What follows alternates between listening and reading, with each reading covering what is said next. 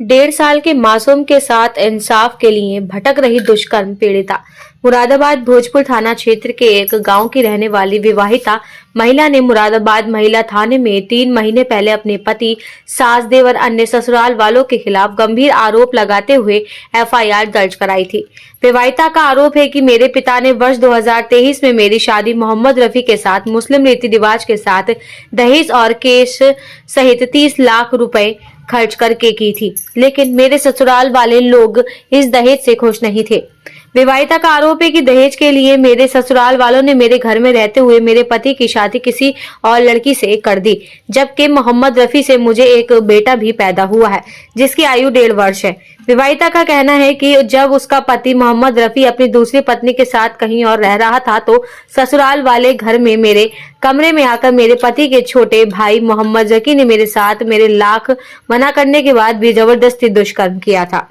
विवाहिता का आरोप है कि पुलिस ने एफआईआर तो दर्ज की, लेकिन 3 महीने बीत जाने के बाद भी किसी भी मुलजिम की गिरफ्तारी नहीं की गई, जिसमें मैंने भारत अटल सेवा संघ संगठन के कार्यकर्ताओं से अपने लिए इंसाफ दिलाने की मदद मांगी तो उन्होंने मेरे साथ आकर सीओ सिविल लाइंस से मिलकर बात की तो सीओ सिविल लाइंस ने मुझे इंसाफ दिलाने का आश्वासन दिया है।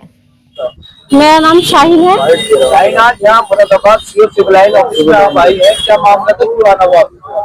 सर मेरा नाम शाहीन है और मैं मोहब्बतपुर की रहने वाली हूँ और मेरी शादी 5/3/2023 को मोहम्मद रफी के साथ हुई थी, जिसमें मेरे पापा ने 15 लाख रुपए रिश्ते में और शादी में कैश दिया था और 15 लाख का अन्य खर्च था। टोटल खर्च 30 लाख का था।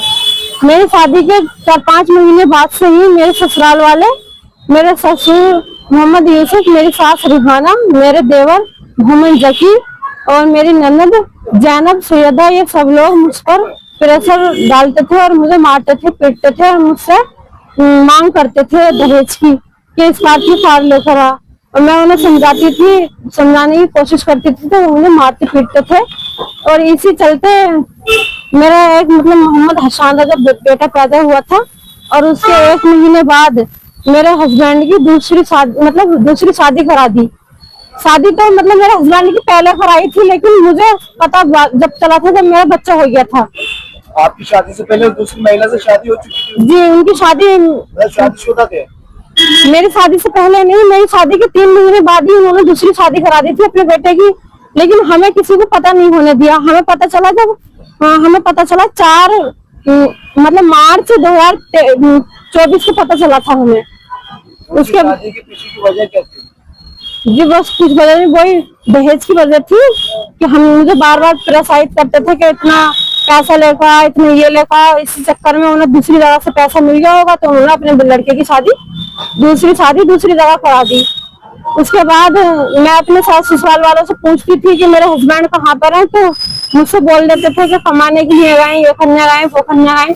लेकिन जब मुझे पता लग गया, मैंने उनसे कहा, मुझे उनका एक प्रूफ भी हाथ लगा था।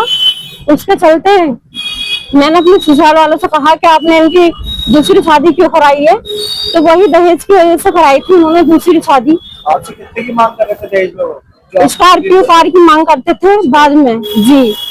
उसके वजह से उसके बाद कहते थे कि 15 दिन में आ जाएंगे, 1 महीने में आ जाएंगे। ऐसे करते करते काफी टाइम आ गया। आज आप सीओ साहब से मिलेंगे, सीओ साहब ने आपको क्या आश्वासन दिया है कि क्या कार्रवाई करेंगे, पुलिस क्या कार्रवाई करेगी? सीओ साहब ने कहा, हमने उनसे विवेचना की मांग की है, तो संजीव कुमार विवेचक हैं, उन पर हमें न्याय का भरोसा नहीं है। वो हमारे साथ न्याय नहीं कर रहे हैं। जो भी मुलजिम है उनके सबके नाम निकालने की कोशिश कर रहे हैं वो, इसलिए हमें उन पर उम्मीद नहीं है कि वो हमारे हित में अच्छा फैसला करेंगे। इसलिए हमने विवेचक चेंज करने की एप्लीकेशन दी है सीओ साहब के ऑफिस। विवेचक जो है इसमें कहीं हमसार से मिले हुए हैं। जी, हमें लगता है कि हमने सुना भी था 1-2-4 लोगों से कि हमने 2.5-3 लाख रुपए दे दिए हैं, इसलिए हम सबके नाम निकलवा लेंगे। किस मामले में कंप्लेंट कराई थी और कितने लोगों के नाम थे उस समय? हमने मेरे देवर थे जिन्होंने मेरे साथ गलत किया था बहुत, और मेरे ससुर जो मार पीटते थे, सास मारती थी, देवर नंदा मारती थी, और मेरे हस्बैंड जो उन्होंने मेरे साथ तो गलत किया ही है, दूसरी शादी भी कर ली। और यही चाहती हूँ ना विवेचक चेंज हो जाए आप। जी मैं ये चाहती हूँ विवेचक भी चेंज हो जाए और अभी तक कोई भी कार्रवाई नहीं हुई है, सख्त से सख्त कार्रवाई हो और उनके खिलाफ एक्शन लिया जाए जल्द से जल्द।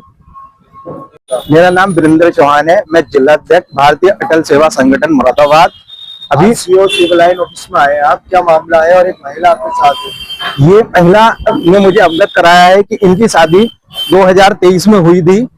उसके बाद इनके हस्बैंड ने इन्हें 6 महीने के बाद दूसरी शादी कर ली है और अब इनकी जो मांग है वो विवेचक संजीव कुमार जी को बदलने की है और साथ ही इन्हें न्याय दिलाने के लिए हम सब भारतीय अटल सेवा संगठन के सारे पदाधिकारी यहाँ एकत्रित हुए हैं।